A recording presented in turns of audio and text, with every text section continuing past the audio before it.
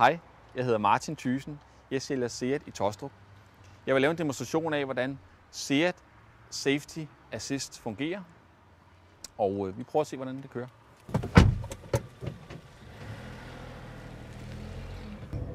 Jeg har ikke selv prøvet det før, så det er jo spændende at se, hvordan det fungerer. Der sidder en sensor oppe i frontruden, som der kaster en laser frem i trafikken.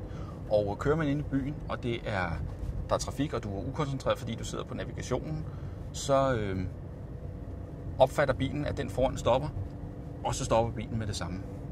Jamen, nu tester vi. Jeg har sat en kasse op, og for at se, jeg skal sørge for at ramme 30 km i timen, om det virker. Så jeg holder fast her. Det virkede. Det var da helt vildt.